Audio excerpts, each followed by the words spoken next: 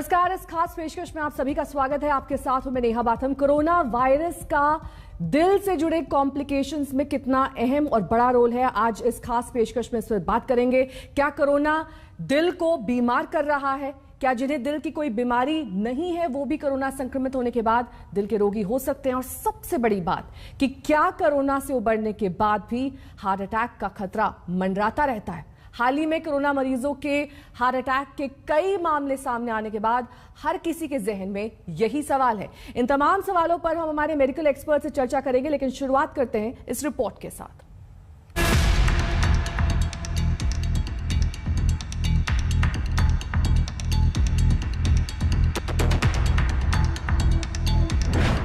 क्या कोरोना कर रहा है दिल पर चोट?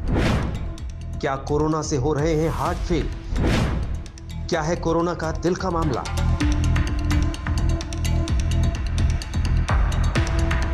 कोरोना का यह नया खेल है। नाक और मुंह के रास्ते शरीर में पहुंचने वाला कोरोना वायरस अब मरीजों के दिल से खेलने लगा है और इसके ज्यादा शिकार बन रहे हैं युवा। हाल के दिनों में ऐसे कई केस आए हैं जब मरीज कोरोना से तो उबरता नजर आया, लेकिन अचानक हृदय गति रुकने से मौत हो गई। कोविड वायरस कैसे हार्ट पर असर करता है, जरूर इसे मेडिकल एक्सपर्ट से समझिए। अनफॉर्चुनेटली ये वायरस हार्ट को भी इफेक्ट करता है और हार्ट में क्लॉटिंग करता है। हार्ट में खून के थक्के जम सकते हैं, वो खून के थक्के लंग्स में भी जम सकते हैं और हार्ट की आर्टरीज में भी जम सकते हैं, उससे हार्ट अटैक होता है। दूसरा ये होता है कि इस वायरस से हार्ट की वीकनेस, हार्ट मसल की वीकनेस आ जाती है, इन्फ्लेमेशन आ जाती है हार्ट के अराउंड। जब हार्ट की वीकनेस आती है तो उससे हार्ट फेलियर शुरू हो जाता है, बीपी फॉल होना शुरू हो जाता है और बड़ी रैपिडली प्रोग्रेशन होता है। और तीसरा, हार्ट की जब ये इन्वॉल्व करता है तो एरिथमियाज या हार्ट की रिदम फास्ट हो जाती है, वो या तो स्लो हो जाती है या हार्ट ब्लॉक में चली जाती है। और चौथी बात होती है लंग्स के अंदर क्लॉट आना, जो कि अचानक होता है, सडन होता है, उससे भी हार्ट पे असर पड़ता है, हार्ट स्टॉप हो जाता है और ब्रेन में क्लॉट होना। ये एक जो सम्मिश्रण है।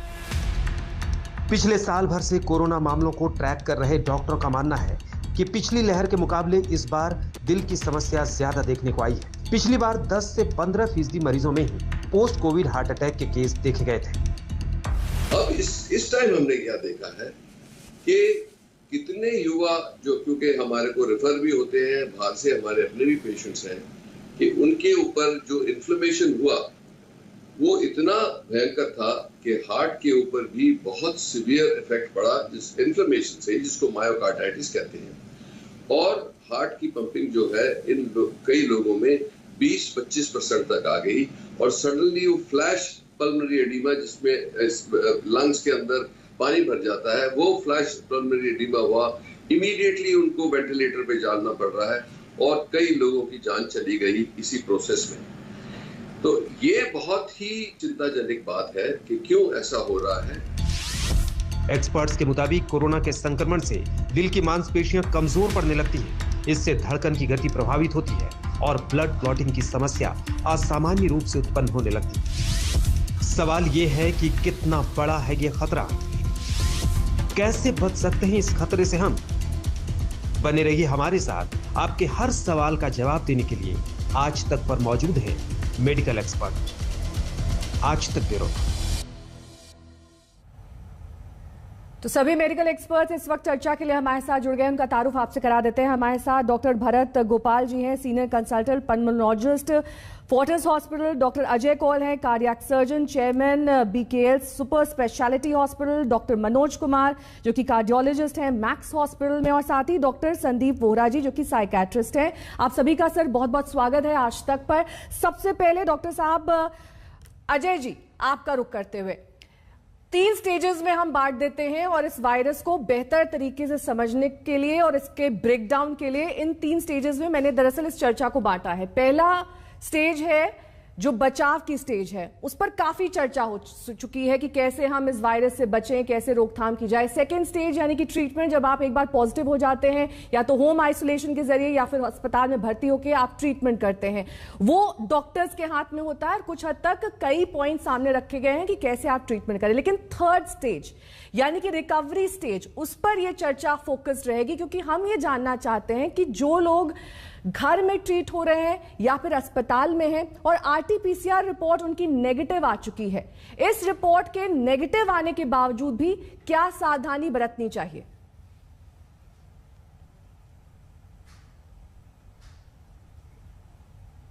डॉक्टर अजय जी, आपसे मेरा सवाल है। Sure, can you here?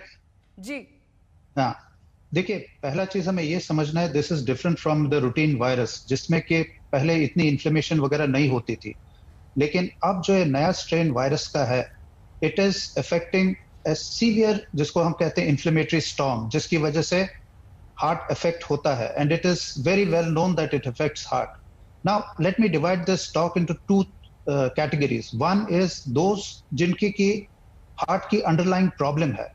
Jin patients को ऑलरेडी हार्ट की अंडरलाइंग प्रॉब्लम है, आपको ये समझना चाहिए कि वो स्ट्रेस को बहुत ज्यादा टॉलरेट नहीं कर सकते हैं। देखिए, हम ये टीवी पे बहुत बार देखते हैं कि यू शुड नॉट वरी, अगर आपकी ऑक्सीजन सैचुरेशन कम हो रही है, hold on for some time, but not for patients who have underlying heart problem, क्योंकि इन लोगों को अगर इनकी ऑक्सीजन सैचुरेशन एक क्रिटिकल लेवल से कम हो जाती है, they can't tolerate and patient goes into, जिसको हम एरिथमिया बोलते हैं, सडनली हार्ट इरेगुलर हो जाता है, इनको हार्ट अटैक आ जाता है। दूसरा एक चीज है, सिम्टम्स आर वेरी इंपॉर्टेंट।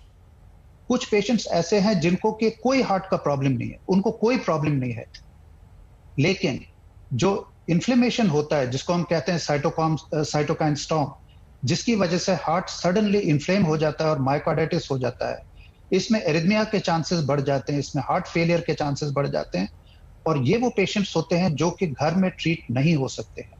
अगर मैं ये कहूंगा कि लोगों को बहुत केयरफुल रहना है, उन पेशेंट्स, देखिए अगर किसी को लंग का प्रॉब्लम है या डायबिटीज है, ये they can withstand problems for quite some time, low oxygen levels, लेकिन जिन लोगों को हार्ट का ऑलरेडी अंडरलाइंग प्रॉब्लम है या उनको कुछ सिम्टम्स होते हैं, जैसे बार बार उनको लग रहा है कि हार्ट रेट फास्ट हो रही है, या उनको लग रहा है कि जैसे वो बैठे हैं और खड़े हो रहे हैं, इसको हम कहते हैं पोस्चरल हाइपोटेंशन, जो कि एक पॉट करके एक डिजीज होती है, postural hypotension caused by tachycardia syndrome.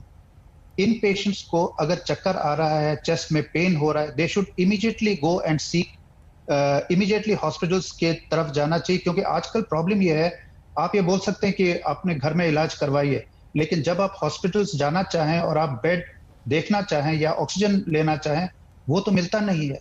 So this is a very serious problem. हमें इसको कैसे टैकल करना चाहिए, ये देखना बहुत जरूरी है। नॉट ओनली एडल्ट्स में, आप ये बोल रहे थे कि यंगर पेशेंट्स में इन्वॉल्व, मैं तो ये कहूंगा बच्चों में एक आजकल प्रॉब्लम हुई है, जिसको हम बोल रहे हैं कि मल्टी ऑर्गन इन्फ्लेमेटरी सिंड्रोम, जिसमें इवन छोटे बच्चों को हार्ट का प्रॉब्लम हो रहा है, और ये सडन डेथ का रीजन होता है। तो एक चीज समझना बहुत जरूरी है कि जो ये इन्फ्लेमेशन है, ये हार्ट को इतनी बुरी तरह से अफेक्ट करती है, जिन लोगों को रिस्क फैक्टर्स है, they have to be careful, जिनको अंडरलाइंग डिजीज है, they have to be very careful, और इनको हम उस कैटेगरी में नहीं रख सकते हैं कि आप जब आपकी सैचुरेशन कम हो तब आप हॉस्पिटल के बारे में सोचिए। इनको पहले से ही डॉक्टर्स को कांटेक्ट करके रखना है कि अगर इमरजेंसी आए, they at least get some treatment. Doctor Bharat भी हमारे साथ जुड़े हुए हैं, कार्डियोलॉजिस्ट हैं मैक्स अस्पताल में। डॉक्टर भरत, जिस तरीके से डॉक्टर अजय ने इसे सिंप्लीफाई किया, उन्होंने कहा कि अगर आपको पहले से हार्ट कंडीशन है तब आपको किन बातों का ध्यान रखना चाहिए, आपको नहीं है तब किन बातों का ध्यान रखना चाहिए, लेकिन आपसे मैं समझना चाहूंगी कि यंग पेशेंट्स में क्यों हार्ट अटैक के मामले सामने आ रहे हैं। ये लोग आरटीपीसीआर रिपोर्ट में नेगेटिव आते हैं, घर चले जाते हैं, उसके बाद हार्ट में दिक्कत आती है, हार्ट फेलियर होता है और अचानक मौत हो जाती है। क्या वजह है इसकी, कैसे इससे बचे? क्योंकि घर वाले और उनके परिजन ये नहीं समझ पा रहे हैं कि कब अप्रोप्रिएट टाइम है उन्हें डिस्चार्ज का, या फिर ये समझा जाए कि वो पूरी तरीके से ठीक हो चुके हैं। कैसे इस बात पर मोहर लगेगी? आई थिंक नेहा, थोड़ा सा कंफ्यूजन, मैं पल्मोनोलॉजिस्ट हूँ, शायद एक क्वेश्चन आपका डॉक्टर मनोज के लिए है, जो कार्डियोलॉजिस्ट मैक्स से हैं। सो आई लेट मनोज आंसर के लिए है मेरा ये सवाल। ठीक है, मैं वो इस सवाल को ले रहा हूँ। ऐसा है कि सबसे पहले मैं ये बताऊं कि एक आरटीपीसीआर निगेटिव हो जाने का मतलब ये नहीं है कि आपकी कोविड की जो है वो बीमारी खत्म हो गई है। ये आपकी इन्फेक्टिविटी को केवल शो करता है। दूसरी, आपको हार्ट कैसे इन्वॉल्व होता है, इसमें 4 चीजें मैं आपको गिन के बता देता हूँ कि जैसे इसका जो बाइंडिंग रिसेप्टर्स है, ACE2 रिसेप्टर्स जो है वो हार्ट में भी होता है। तो एक तो साइटोकाइन स्टॉर्म, जैसा डॉक्टर कॉल भी बता रहे थे, उसके वजह से मायोकार्डाइटिस होता है।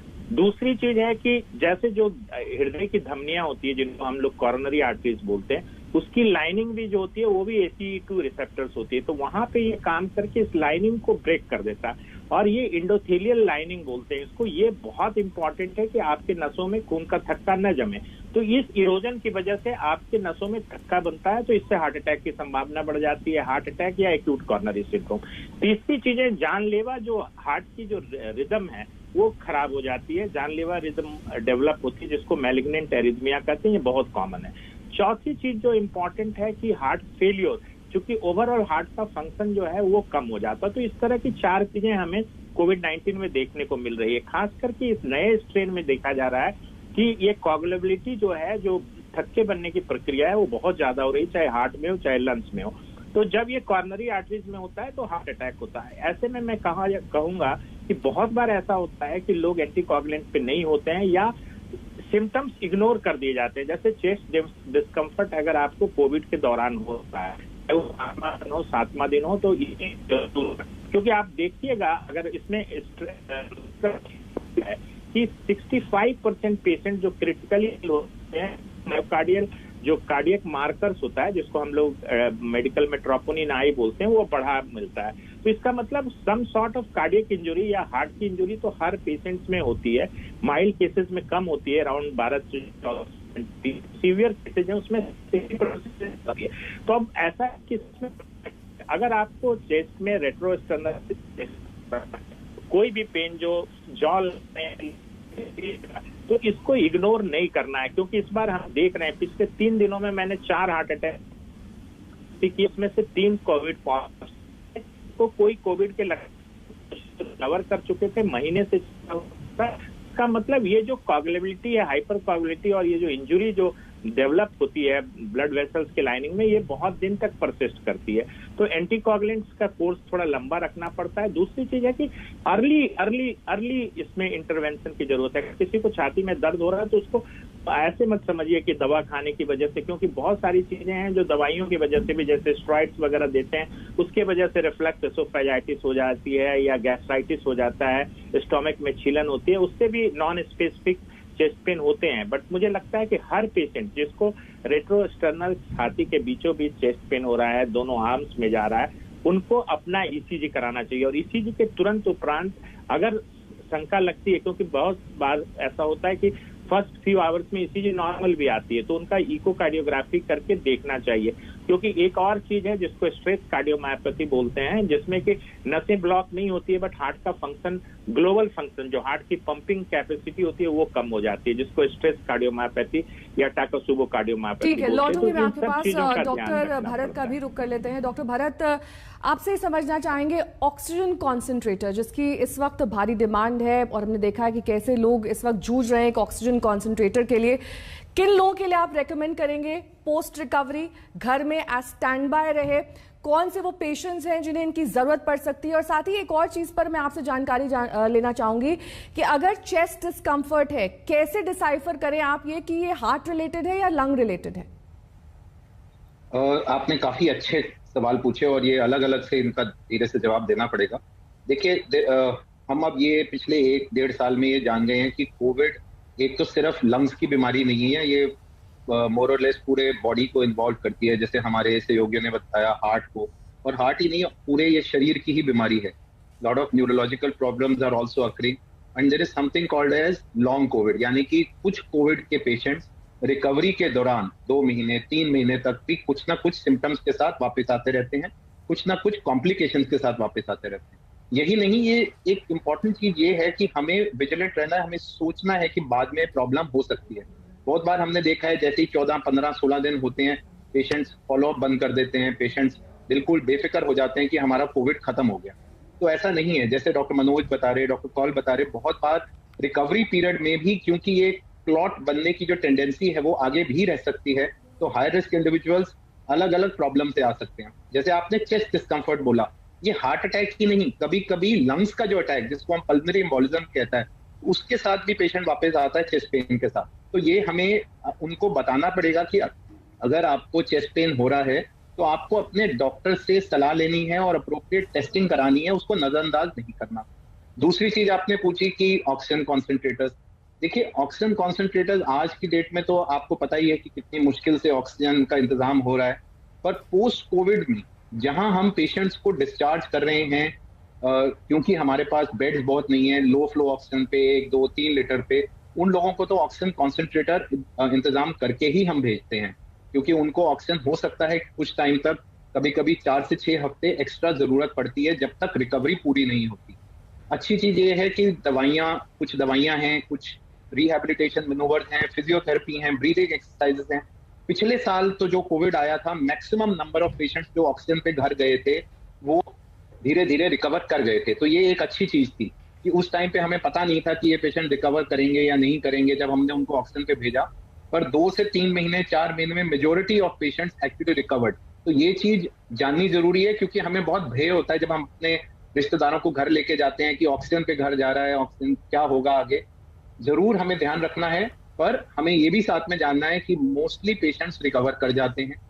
फिजियोथेरेपी, अच्छी डाइट, ब्रीदिंग एक्सरसाइजेस और धीरे धीरे अपने डॉक्टर की सलाह लेके ऑक्सीजन को कम करना, आई थिंक ये सारी चीजें यानी कि आप ये कह रहे हैं कि फॉलो अप करना बेहद जरूरी है, सिर्फ RT-PCR रिपोर्ट नेगेटिव आना ही काफी नहीं है, उसके बाद भी अपना ध्यान रखना है। डॉक्टर संदीप वोरा भी हमारे साथ जुड़े हुए, उनका रुख करेंगे, लेकिन वक्त एक छोटे से ब्रेक का हो चला है, फौरन होंगे हाजिर। ये खास पेशकश जारी रहेगी, देखते रहिए आज तक। और अब मैं चर्चा में जोड़ना चाहूंगी साइकियाट्रिस्ट डॉक्टर संदीप वोरा को। डॉक्टर संदीप, जिस तरीके के कॉम्प्लिकेशंस कोरोना में होते हैं वो तो हम देख ही रहे हैं, लेकिन एक मनोचिकित्सक के तौर पर आप क्या समझाना चाहेंगे उन पेशेंट्स को जो कि वायलेंट टेंडेंसी डेवलप कर रहे हैं? अगर वो आइसोलेशन में होते हैं, घर परिवार से दूर होते हैं, घर में भी होते हैं तो एक कमरे में बंद रहते हैं, उनको वापस रूटीन में, नॉर्मल में कैसे लाया जाए और उनकी इन टेंडेंसीज को कैसे धीरे धीरे दूर किया जाए?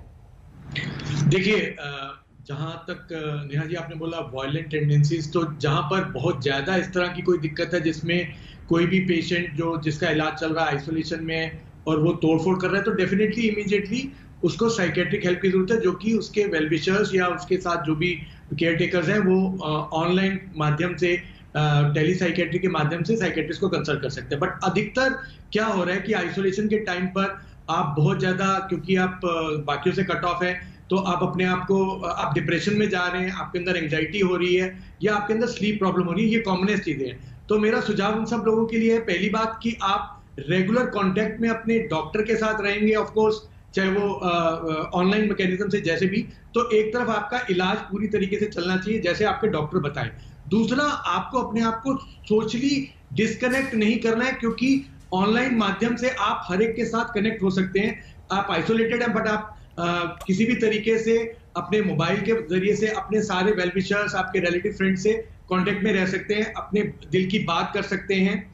इसके अलावा आपको लगता है कि आप अगर आप खाली बैठेंगे तो आपको दिक्कत ज्यादा होगी, आपको डिप्रेशन ज्यादा होगा, उसके लिए बहुत जरूरी है। आइसोलेशन का मतलब है कि आप एक कमरे में हैं या कहीं एक जगह पर हैं, पर इसका ये मतलब नहीं है कि आप खाली बैठे। आप अपने डे को पूरा स्ट्रक्चर करें।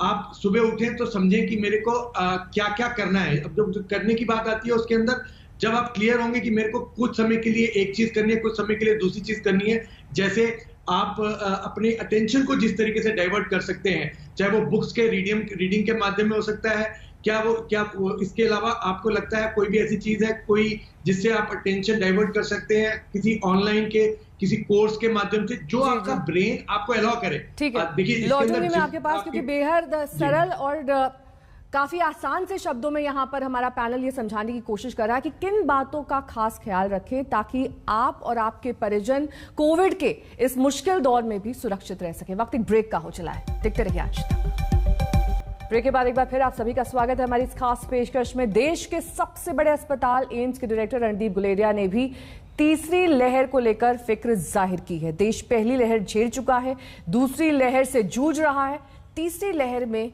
क्या कुछ होगा? Rate of rise of case जो है वो बहुत रैपिड है और इसलिए हेल्थ केयर सिस्टम पे बहुत स्ट्रेन पड़ रहा है। उन केसेस को कम करने के लिए एक स्ट्रैटेजी बनानी जरूरी है जिससे चेन ऑफ ट्रांसमिशन को हम रोकें। Virus after all human to human spread है, एक व्यक्ति से दूसरे व्यक्ति से ही फैलता है। ये अगर हम लोगों का मिलना बंद कर दें, लोगों के क्राउड्स बंद कर दें, तो वायरस फैल नहीं पाएगा और अपने आप केसेस कम होंगे। इसलिए एक टाइप का लॉकडाउन बहुत जरूरी है। कहते हैं कि केस पॉजिटिविटी 10% से ज्यादा हो या आपके 60% से ज्यादा बेड्स अगर भर गए हैं कोविड वाले, तो आप वहां पे एक स्ट्रिक्ट लॉकडाउन करो और 2 हफ्ते का लॉकडाउन करो। वीकेंड लॉकडाउन करने का कोई फायदा नहीं है, क्योंकि बीच जो आप बीच में टाइम देते हो मिलने के लिए, उससे तो केसेस फिर फैलेंगे। नाइट कर्फ्यू का कोई फायदा नहीं है। रात को आपने पार्टीज नहीं अलाउ की लेकिन दोपहर को पार्टीज अलाउ कर दी, तो एक ही बात हो गई। तो इसलिए strict lockdown for at least 2 weeks. सभी खास मेहमानों का परिचय एक बार फिर से आपसे करा देते हैं। डॉक्टर भरत गोपाल हमारे साथ जुड़े हुए हैं, सीनियर पल्मोनोलॉजिस्ट है फोर्टिस अस्पताल।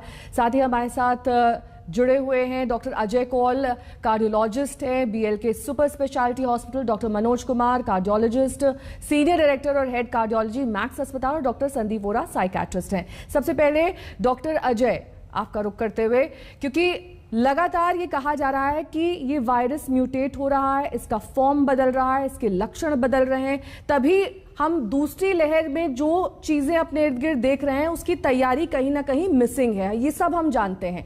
लेकिन अब तीसरी लहर की तैयारी कैसे की जाए, ये मेरा पहला सवाल।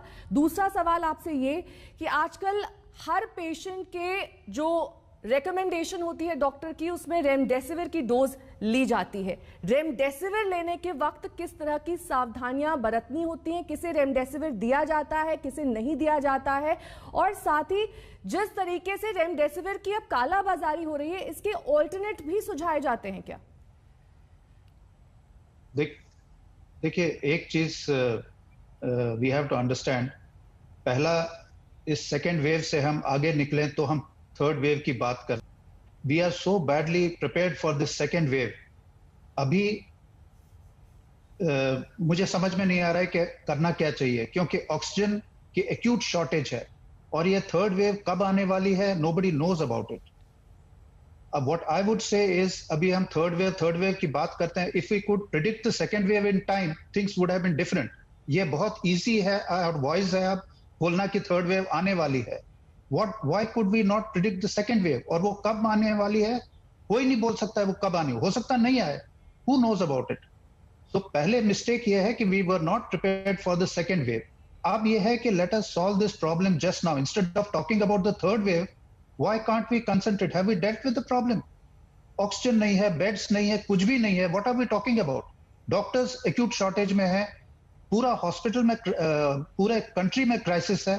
I would say let's not talk about the third wave right away. Let's deal with the second wave, which is a disaster. हमें अभी problems है. We have not solved our second wave problems. Oxygen नहीं है, कुछ भी नहीं है हमारे पास अभी. And second thing is, prediction was very, very important, which we missed. And second thing is, let's not waste our time. ये जो state center को बोलता है, center state को बोलता है, let's not get into this. We have to get vaccination from wherever we can.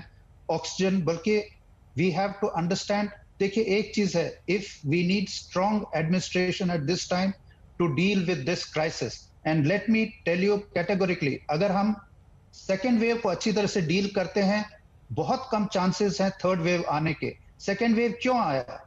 क्योंकि हमने ये सोचा कि वी आर ओवर दिस। हम पूरे दुनिया को बताते हैं, देखा हम कितने वॉइस हैं, हमको तो कुछ भी नहीं हुआ। The reason was we didn't have a mutant strain, जो यूरोप में in spite of best infrastructure they failed, they had a miserable time. इसका रीजन ये था कि उनके पास बहुत स्ट्रॉन्ग अजीब किस्म का म्यूटेंट वायरस था, हमारे पास वो चीज नहीं थी, सो वी गॉट अवे। और हमें लगा कि we are very smart, which is wrong. मैं तो ये कहूंगा, let's not discuss this third wave.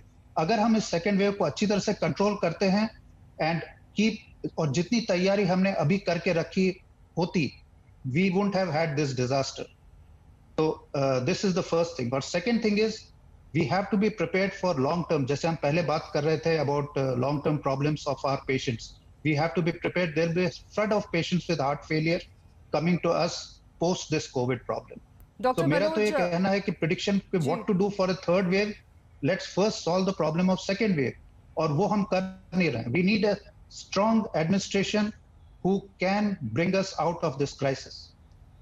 Doctor Manoj, आपका रुख करते हुए, क्योंकि जिस तरीके से यहाँ पर डॉक्टर अजय बता रहे थे कि हम अभी दूसरी वेव से ही नहीं निपट पाए हैं, लेकिन कई सारे ऐसी चीजें हैं जिनका कोई थंब रूल नहीं है, जिस पर स्पष्टीकरण नहीं है, अभी भी रिसर्च की जा रही है, ट्रायल एंड एरर चल रहा है। ऐसे में आप स्टेरॉइड्स को लेकर और रेमडेसिविर को लेकर क्या जानकारी देना चाहेंगे? क्या हार्ट फेलियर्स अक्सर स्टेरॉइड इंड्यूस्ड होते हैं? इनकी अलग अलग स्टेजेस क्या होती हैं? किस पेशेंट में इसका किस तरीके से असर होता है? इस पर कोई जानकारी? जी, मैं सबसे पहले तो डॉक्टर कॉल की बात से सहमत हूं कि बहुत बड़ा एंटीसिपेशन फेल्योर था सेकेंड वेव में, बट थर्ड वेव की जो म्यूटेंट स्ट्रेन की बात आ रही है, अभी जो N440K का जो आ रहा है आंध्रा या कर्नूल से जो आ रहा है, वो स्ट्रेन भी हो सकता है कि आज की वेव के लिए रिस्पॉन्सिबल हो। आगे आने वाला वेव नवंबर दिसंबर में जैसा बोल रहे हैं आ सकता है, बट उसकी तैयारी होनी चाहिए। दूसरा प्रश्न जो आपने पूछा हमसे कि steroid based on recovery trial पे डेक्सामेथासोन से देखा गया कि डेफिनेटली पेशेंट्स को फायदा हुआ और हॉस्पिटल का कोर्स कम हुआ, लंग की इन्फ्लामेशन कम हुई। तो स्टेरॉइड तो मैं अभी स्टेरॉइड का रोल कहूंगा कि रेमडेसिविर से ज्यादा है, क्योंकि रेमडेसिविर की जो सॉलिडारिटी ट्रायल है जो WHO से भी कंडक्ट हुआ है, उसके सहयोग से कंडक्ट हुआ, उसमें ये देखा गया कि ये मॉडरेट एंड सीवियर डिजीज में सिर्फ हॉस्पिटल स्टे को कम करता है, कोई मोर्टिलिटी बेनिफिट नहीं है। तो निश्चित तौर पे स्टेरॉइड और एंटीकोगुलेशन और ऑक्सीजन, ये तीन चीज आज के डेट में मोस्ट इंपॉर्टेंट डिफेंस हैं कोविड-19 के निमोनिया को ट्रीट करने के लिए। अब जहां तक बात रही कि ये जो हार्ट अटैक हो रहा है या हाइपरकोगुलेबिलिटी जो है, ये मल्टीफैक्टोरियल है। एक तो आपको मैंने कहा था कि जो ब्लड वेसल्स की लाइनिंग है वो डैमेज करता है वायरस खुद डायरेक्ट एक्ट करके, एक वो बड़ा कारण है जिसकी वजह से नसों के अंदर कोगुलेशन हो जाता है, ब्लड क्लॉट हो जाता है। क्योंकि अगर नसों के अंदर ब्लड फ्लो कर रहा है और उसको फ्लूइड स्टेज में रखने के लिए इस इंडोथेलियल लाइनिंग या इसके जो अंदर की जो लाइनिंग है उसकी बहुत इंपॉर्टेंस होती है।